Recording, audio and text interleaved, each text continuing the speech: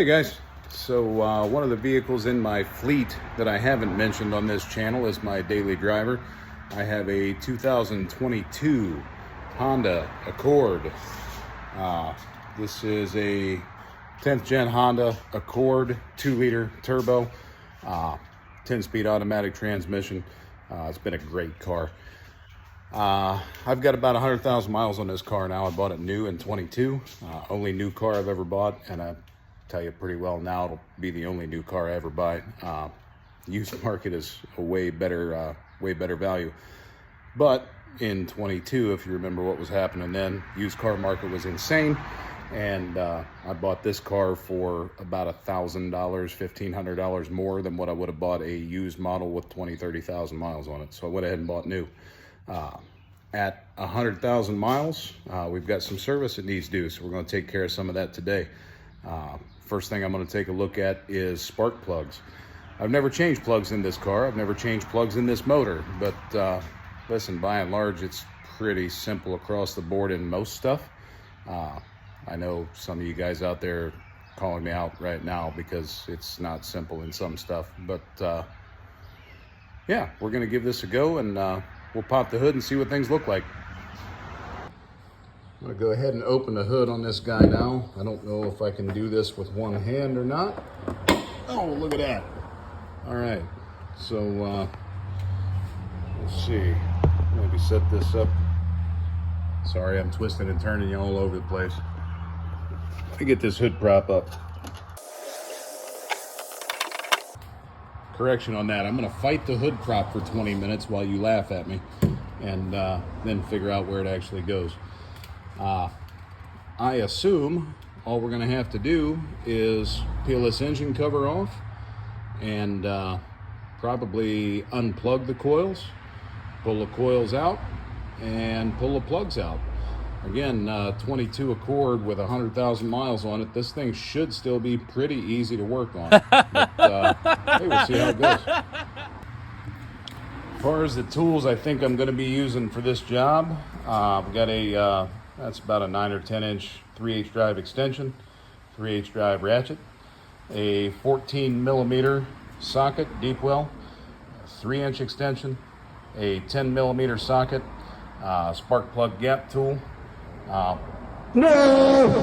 Where is my, it's going to be a long day. Now, in terms of the 14 millimeter socket, I do not have, that's for the spark plug itself. I do not have a 14 millimeter spark plug wrench. Normally those would have a piece of rubber down in there. If you look closely, you can see a small neodymium magnet that I've sort of jammed down in there, and that should hang on to that plug and pull it up out of the hole when we go to pull it out.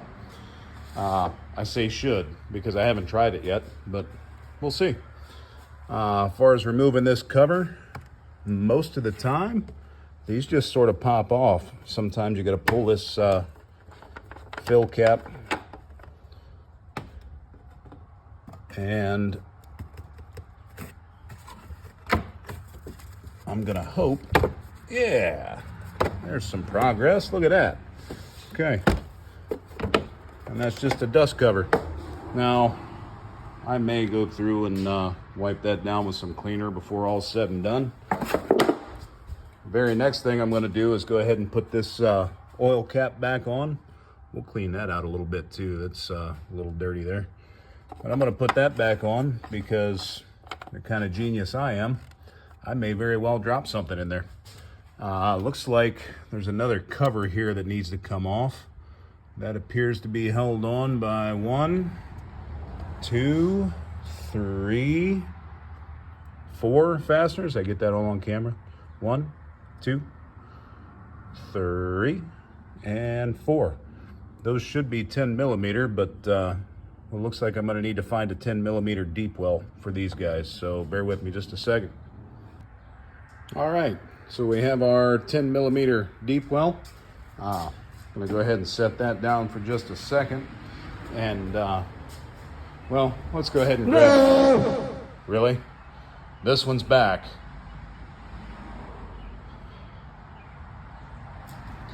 Let's try this one more time. Okay, now we're playing nice. Yeah, it's a deep well. Probably don't need an extension. One-handed, that is not super easy to do. All right, let's see what we can do about pulling this guy off of here. That cracked loose real easy.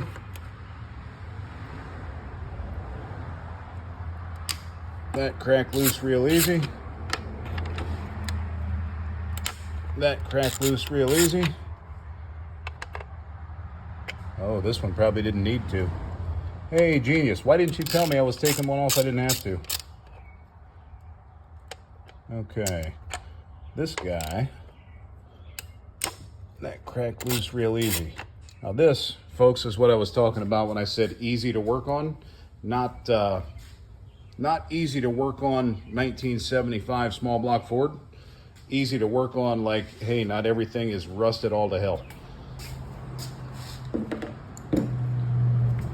Without the wrench, maybe. Oh, there's another one same one that I don't have to take off. Let's see about pulling this guy off of here. I should have used my magnet trick on this socket also, but it's okay. That goes on the bench.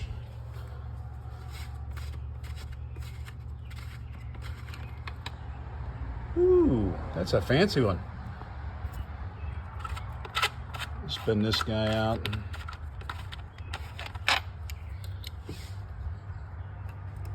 That guy's a little bit snug still.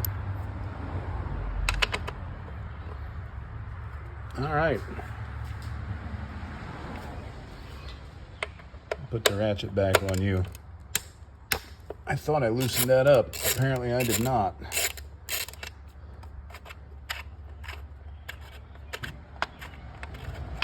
All right. Those are all out.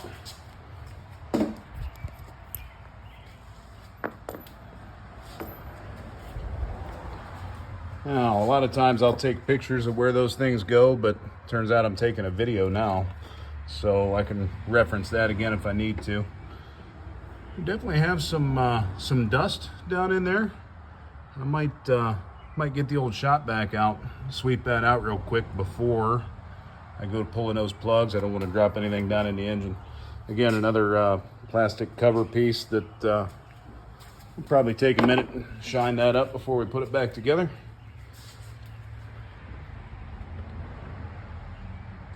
Yeah, I'm gonna grab a shop vac, see if I can sweep any of that out before I go pulling anything out that will let anything inside the engine.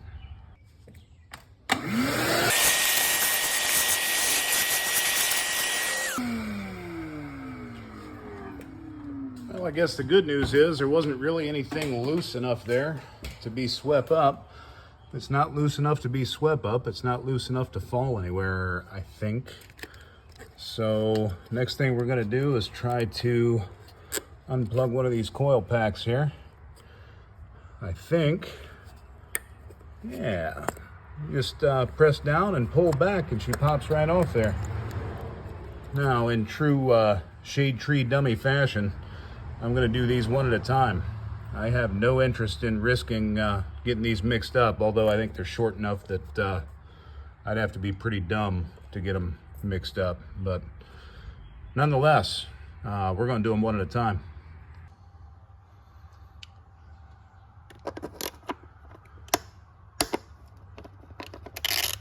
Nice and easy. That's a beautiful thing. I'm so used to working on junk that doesn't come apart. This is kind of amazing. I say that, I hope I didn't just jinx myself. Oh, I thought that would be a captive bolt. It is not. So, word to the wise there. Let's go ahead and set that on the mobile bench. Let's see what we have here. Now, that coil, yeah, look at that. Pops right up off of there. Everything nice and dry. No spark plug tube seal leaks. And if you look down in there, there is a plug. We'll set this on the bench. and outfit ourselves with the 14 millimeter on the long extension. Ooh, sorry, did I make you dizzy? Made me dizzy.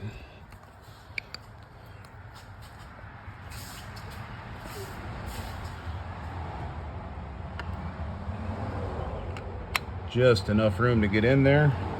Almost like a Honda engineer designed it that way, huh? Now, ever so gently.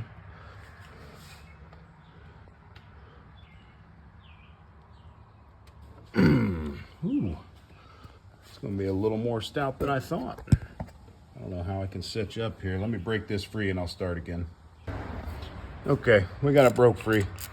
That was not a big deal, just steady pressure. Now that it's loose enough, I'm gonna spin this out by hand.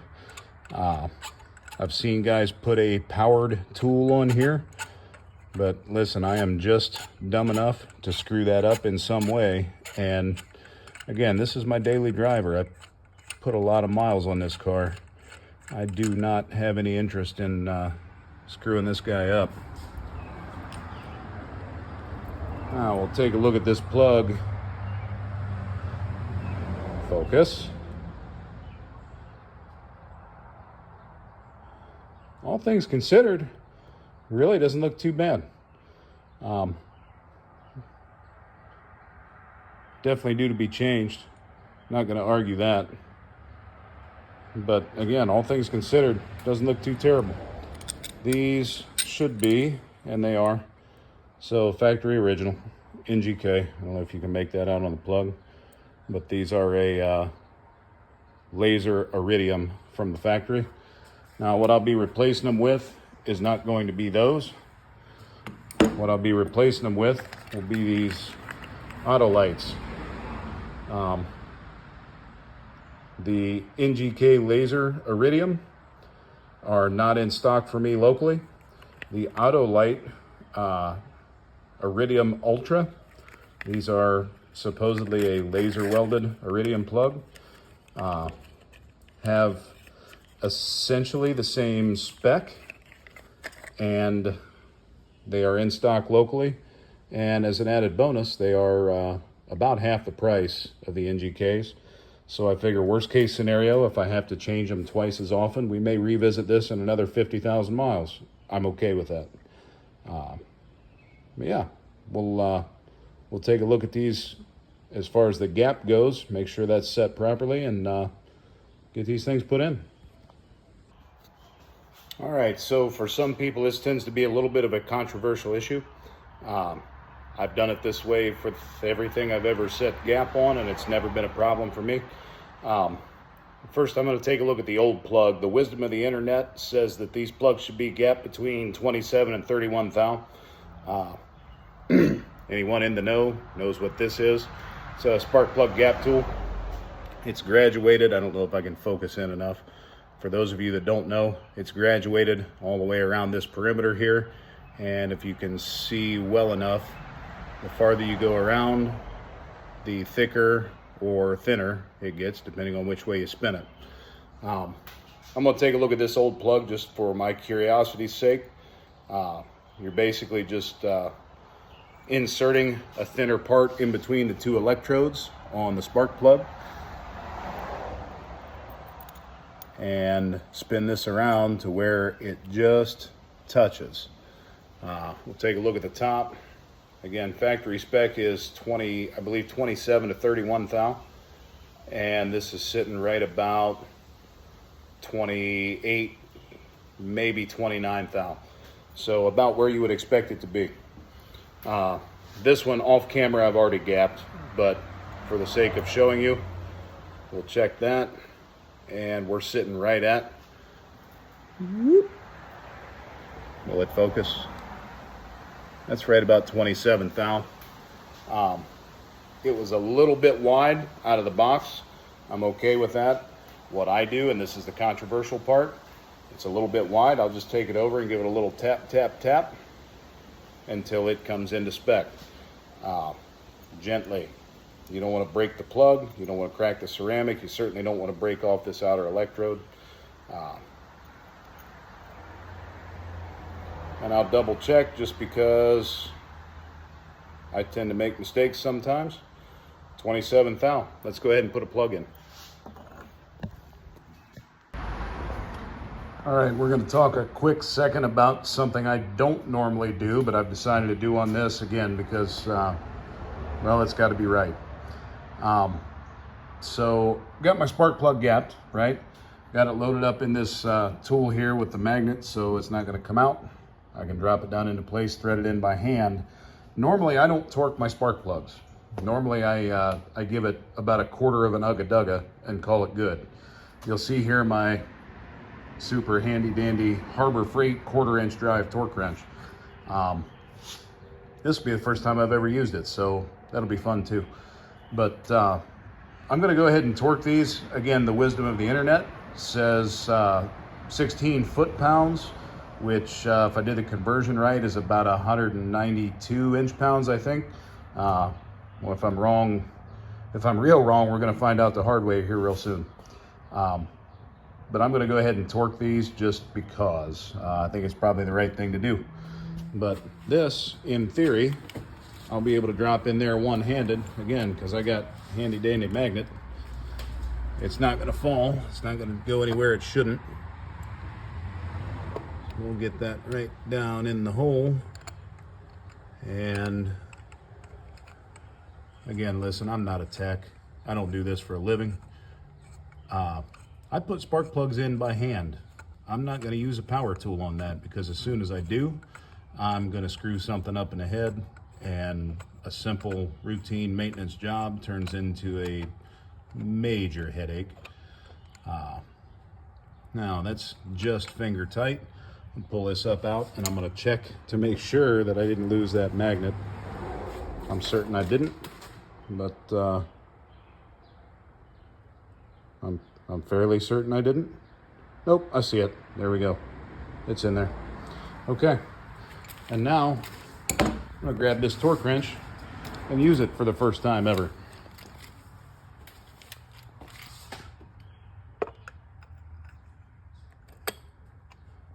I think that extension is just long enough to go in there. And yes, I said it's a Harbor Freight torque wrench. Listen, I'm not building a motor from the ground up here. This is the epitome of good enough for what it's for. And not every tool in your box has to be a Snap-on or a Mac, even a Craftsman. Pittsburgh is good enough for some stuff. I'm gonna set the camera down, get 2 hands on this wrench, and torque it properly. All right, we're all torqued. The torque wrench is back on the bench. The extension is in my hand, and the socket, well, the socket's still down in the hole. So I'm hoping that this doesn't turn into take the plug out, put the plug in, take the plug out, put the plug in. We're gonna give it a little wobble here and hope that that socket just comes off of. Why won't you come back to me?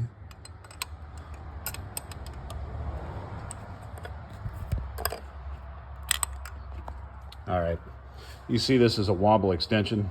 I'm going to grab a different extension and see if I can't make that thing come out of there the way it's supposed to. Good news, everyone. I don't have anything but a wobble extension that's long enough to reach down in there, and I really don't want to put multiple extensions on it. So we're going to try a thing. I'm going to grab a ratchet, just a standard ratchet. I might use that torque wrench. We'll see. I'm going to give it just a little kick back. I was tightening it. I'm going to give it just a little kick back loose to get that to release, hopefully without loosening the spark plug. And I'll start the video again when I get it out. So much for being the easiest thing I've ever worked on, right? And success. Just had to give it a little bit of a kick back the other way to get it to release on that hex. Yeah, I guess that happens from time to time. And also my socket's all rusty, so maybe that's not helping matters any. I've had that for probably 30 years. So a little bit of rust, not acceptable, but it is what it is. Now we're just going to rinse and repeat. Well, no, we'll put that one back together first. I'll show you that. Okay, coil off the bench. I am not putting any kind of spark plug grease on that boot. Maybe I should, but I didn't think that far ahead to get any, so I'm not. We're going to drop this guy in place, make sure the wiring's out of the way, make sure it seats on the plug real well, get my bolt hole lined up, grab my not at all captive bolt that, boy, Honda, I think you missed an easy one there.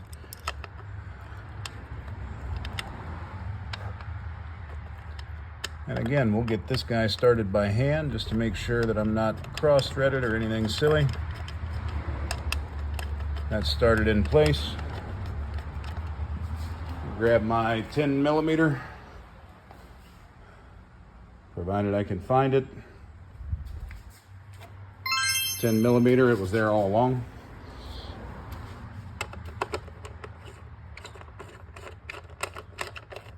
I'm not real interested in a torque spec on that. We'll give it a little and call it good. Here's my little double up good enough. Now, it's not going to run very well if I don't plug it in, is it? I don't understand why it won't start. I just put new plugs in it. Also, I might not do a thorough job of things sometimes. There we go. One done. 1, 2, 3 to go. And I'll be back when it's finished. All right, folks, there you have it. The only thing that I did differently on these last 3 that I didn't do on the first one is this rail right behind here. There's a little clip right there. I loosened that up just to give myself an extra ½ inch of room to get those plugs off. And that's very simple. Just, I think I missed it on camera. It's so simple, I'll do it again right there. That just snaps back in place there. The bolt on this side holds it in. This side. I keep looking at the vehicle, not at the camera, sorry. Yeah, we torque the things that are supposed to be torqued. We snug the things that are supposed to be snug. And we will fire it up and make sure that things are running right after I get my tools out of the way. And we're going to call that one basically done. I will go ahead and wipe off those plastic covers before I put those back on. Maybe even run a rag over some of this stuff. That is sweat. It is humid. But yeah, now that the work part of the work is done, I'm gonna crack a beer. Thanks for watching.